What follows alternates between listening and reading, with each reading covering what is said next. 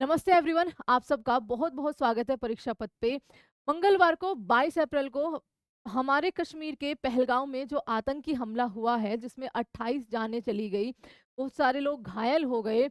उसमें भारत सरकार ने पाकिस्तान को जवाब देने के लिए कुछ कूटनीतिक फैसले लिए हैं, जैसे आपका सिंधु समझौता उसको सस्पेंड कर देना, अटारी वाघा बॉर्डर को बंद कर देना। जो पाकिस्तान से यहाँ आए हुए हैं वैध वीजा से, उनको 48 घंटे का अल्टीमेटम देना कि जाइए वापस अपने इसी अ, निर्दयी देश में।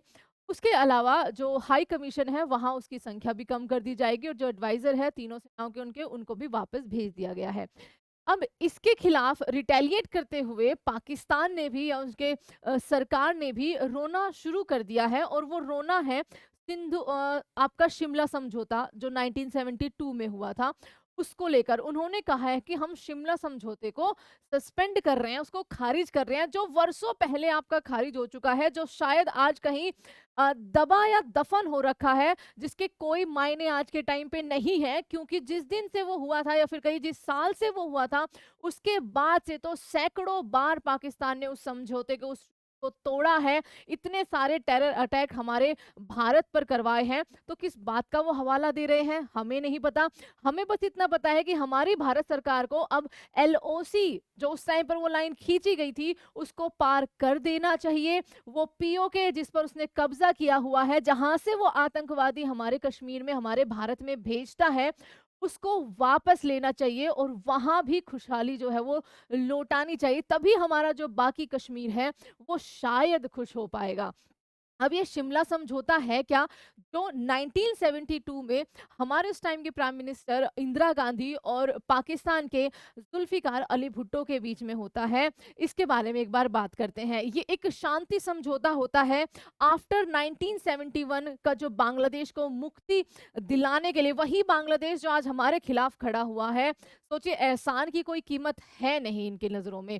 तो उसी को आजाद कराने के लिए भारत और पाकिस्तान के भी बीच में युद्ध होता है, जिसमें भारत बहुत सारी जमीन पाकिस्तान की कब्जा कर लेता है, लेकिन उदारवादी हम इतने हैं कि हम बार बार चोट खाते हैं और बार बार हम दान देते रहते हैं। वो वापस कर दी गई। तो उसी के बाद, उस युद्ध के बाद ये शांति समझौता किया जाता है 1972 में। ये एक शांति समझौता होता है, जैसा मैंने आपको बताया, बांग्लादेश लिबरेशन वॉर के बाद ये आपका होता है। 28 जून 1972 को उसका प्रारूप तैयार किया जाता है। 2 जुलाई 1972 पर इसके साइन किए जाते हैं। कहाँ पर? शिमला बानेस्कोट राजभवन, आप इसको कह सकते हैं, हिमाचल प्रदेश में है। मोहरबंदी इस पर 7 अगस्त 1972 को करी जाती है। तो एक छोटा सा आपको ब्रीफ मिल गया। अब ये था क्या, इसमें क्या क्या प्रावधान थे, उससे पहले आज हमारे पीएम नरेंद्र मोदी जी ने एक कॉन्फ्रेंस में बोला है, या फिर कहिए उन्होंने एक स्पीच में बोला है, और बहुत लाउड और पूरे विश्व को ये संदेश जाए, इस वजह से उन्होंने इंग्लिश का भी यूज किया है कि जो भी इस आतंकवादी हमले में कल्प्रिट थे, वो बख्शे नहीं जाएँगे, उनको पनिश किया जाएगा, और शायद वो इमेजिन भी नहीं कर सकते कि उनको किस तरीके से पनिश किया जाएगा, और जिन्होंने उनका साथ दिया है, उनको भी बख्शा नहीं जाएगा। अब समय आ गया है, और बिल्कुल अब समय आ गया है कि हम अपना बदला, बिल्कुल कहते हैं ना, ताल ठोक के ले, सबको बता के ले कि हाँ, हमारे साथ तुम बुरा करोगे तो तुम्हारा अस्तित्व इस धरती से मिट जाएगा। तो ये शिमला समझौता आपको मैंने बता ही दिया है कि हमने कुछ कूटनीतिक फैसले लिए हैं। उसके बदले में पाकिस्तान की सरकार ने कि भई हम भी वीज़ा बंद कर रहे हैं, हम भी अटारी बॉर्डर को बंद कर रहे हैं, हम एयर स्पेस बंद कर रहे हैं, जो कि होता रहता है, ये बहुत जनरल सी बात है उनके लिए। ये शिमला समझौता हम यहाँ पर इसको खारिज कर रहे हैं, जो कि कहीं उनके ही किसी कब्र में दफन हो चुका है ये शिमला समझौता। तो इसके बारे में एक बार हम जानते हैं। देखिए, शिमला समझौता 1971 का, जो बांग्लादेश के लिए युद्ध लड़ा गया था भारत और पाकिस्तान के बीच में, ये आपका भारत पाकिस्तान का युद्ध था, उसका प्रत्यक्ष प्रमाण था, परिणाम था, या फिर कहीं एक शांति समझौता था। इस संघर्ष में भारत के सैन्य हस्तक्षेप ने महत्वपूर्ण भूमिका निभाई थी। दक्षिण एशिया का भू राजनीतिक परिदृश्य, ठीक है, एक महत्वपूर्ण इसमें परिवर्तन उस टाइम पर हुए थे। किसके बीच में हुआ था? हमारे भारत और पाकिस्तान। प्रधानमंत्री इंदिरा गांधी, और वहां पाकिस्तान का राष्ट्रपति था उस टाइम पर जुल्फिकार अली भुट्टो। इस शिमला समझौते के जो प्रमुख प्रावधान थे वो आपके लिए जानने जरूरी है। सबसे पहला तो भारत और पाकिस्तान की सेनाएं अपनी अपनी जगह पर वापस चली जाएंगी। अब भारत और पाकिस्तान ने 17 सितंबर 1971 का जो युद्ध विराम था, उसी को नियंत्रण रेखा मान लिया था, जहां पर वो जो आज एलओसी खींचे, और ये सबसे बेवकूफ भरा ये निर्णय था मेरे हिसाब से, जो ये पॉइंट है क्यों हमने वो एलओसी खींची। समझौते के 20 दिन के भीतर दोनों सेनाएं अपनी सीमा से पीछे चली जाएंगी। दोनों देश अपने आंतरिक मामलों को आपस में सुलझाएंगे। किसी तीसरे, ये यूनाइटेड नेशन भागते हैं, चाइना से मदद लेते हैं, उस देश को बोलते हैं जाके, उस देश से भीख मांगते हैं। तो जो भी हमारे मुद्दे होंगे, इस समझौते में कहा गया था। देखिए इन्होंने कितना फॉलो किया, आप खुद बताइए कि क्या एक भी पॉइंट इन्होंने इनमें से फॉलो किया है। आप खुद ही यहाँ पर कमेंट करके आंसर कर सकते हैं।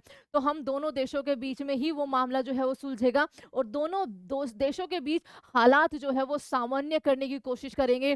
दोनों देश बीच बीच में आपसी वार्ता भी किया करेंगे, ताकि जो हालात हैं उनको सामान्य इकोनॉमिक ग्रोथ लाए। जैसे कि ये प्रमुख से शिमला समझौते के मुद्दे थे। अब आप मुझे खुद बता दीजिए, क्या इनमें से एक भी आज एग्जिस्ट करता है? इस समझौते के एकदम बाद से ही कम से कम सैकड़ों ऐसे छोटे-मोटे आतंकवादियों को ये भेज चुका है, इतने हमले करा चुका है, चाहे वो पार्लियामेंट पे हो, चाहे वो पुलवामा हो, चाहे वो उरी हो, चाहे अब जो पहलगाम में हुआ है, चाहे वो बस पे माता रानी के दर्शन के लिए जा रही थी, चाहे वो अटैक हो, इन सब में हाथ तो पाकिस्तान का ही होता है। तो ये किस समझौते का रोना यहाँ पर रो रहे हैं कि हमने ये बंद कर दिया? हमारे लिए तो शायद ये 1972 से ही बंद है, 1972 से ही ये शिमला समझौता खारिज है, क्योंकि इस समझौते की एक भी शर्त पाकिस्तान ने कभी मानी नहीं है। उसके अलावा ये आपके प्रावधान मैंने बता ही दिया है। कश्मीर की स्थिति जो सबसे ज्यादा विवादास्पद है, उसमें एलओसी जो है इसी के टाइम पर, या फिर कहिए 1971 के युद्ध के बाद ही वो खींची गई थी। और एक बार आप दिल से बताइएगा, क्या ये एक सही निर्णय था हमारे भारत के द्वारा? मतलब उदारवादी होना बहुत अच्छी बात है, लेकिन आप सामने वाले को भी देखिए ना। आप नाग के सामने नाचोगे तो वो तो डसेगा ही, सिंपल सी बात ये है। ठीक है, सेनाओं की वापसी जो मैंने आपको बताया, वही वो ब्रीफ इंट्रोडक्शन है, ये आप सब लोग अच्छे से जानते भी होंगे। अब शिमला समझौता, उसके बाद बच्चा क्या क्या इन्होंने समझौते को बनाए रखने के लिए किया है, एक बार ये जरूर देखिए। 1972 में हो गया था, कश्मीर में एलओसी नियंत्रण रेखा आपकी स्थापित हो गई थी। उसके बाद 1989 में उग्रवाद हो जाता है। पाकिस्तान ने कश्मीर में उग्रवादी विद्रोह को समर्थन दिया था, जिसके परिणाम स्वरूप उस टाइम पर बच्चा वहां पर ह्यूमन राइट्स और बहुत ज्यादा हिंसा फैली थी। 1999 का कारगिल युद्ध हो जाता है, मतलब एक बहुत ही घिनौना ये काम किया जाता है पाकिस्तान के द्वारा। पाकिस्तान की सेना, आप सबको पता है, कारगिल में आकर भारत का जो नियंत्रित क्षेत्र था उस पर घुसपैठ कर लेती है। और ये शिमला समझौते में था कि भाई ये था कि भाई सर्दियां बहुत ज्यादा पड़ती है आपका कश्मीर में, तो सर्दी के टाइम पे सेनाएं जो है वो दोनों नीचे आ जाएगी, और फिर गर्मी जब आएगी बर्फ पिघल जाएगी, फिर ऊपर चली जाएगी। ये लोग वहां पर बैठ गए थे कायरो की तरह।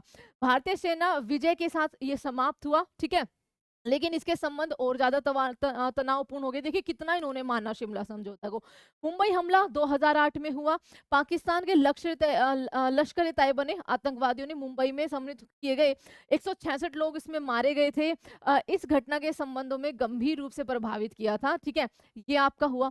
पुलवामा 2019 में हुआ, उरी हुआ, हमारी पार्लियामेंट पर अटैक हुआ, और सबका लिंक और डायरेक्ट लिंक, ऐसा नहीं कि सिर्फ ये बातें करी गई, इनके सबूत, इनके लिंक के सारे जाकर कहाँ अटैच हो जाते हैं? पाकिस्तान में। और ये किस चीज का हवाला दे रहे हैं? शिमला समझौता ने, हमने एयर स्पेस बंद कर दिया, कर दो भाई। ठीक है, इस समझौते को बहुत पहले ही खारिज किया जा चुका है पाकिस्तान के द्वारा ही। उसने कभी, शायद कभी पढ़ा भी नहीं होगा, क्योंकि पढ़े लिखे है नहीं।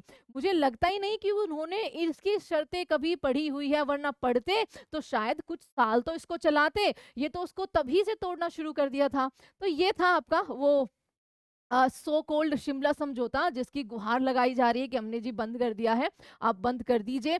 आपको बदला तो इस चीज का जरूर लिया जाएगा कि आपने ये अटैक, जो टूरिस्टों पर अटैक करवाया है, इसका बदला तो भारत जो है वो लेकर रहेगा। एंड जय हिंद एवरीवन। आप अपनी राय बिल्कुल जरूर दीजिएगा कि ये शिमला समझौता कभी था भी, सिर्फ ऑन पेपर ही था ये, ठीक है, पाकिस्तान के लिए। और क्या हम बहुत ज्यादा उदारवादी अपने पिछले इतिहास में रहे हैं उनके प्रति? ये भी आप जरूर बताइएगा। एंड जय हिंद एवरीवन। पहलगांव में जिन्होंने अपनी जान गंवाई है, जिन प्रियजनों को खोया है जिन्होंने, आप उनके लिए प्लीज दुआ कीजिएगा कि उनको हौसला जरूर दे ऊपर वाला। जय हिंद एवरीवन।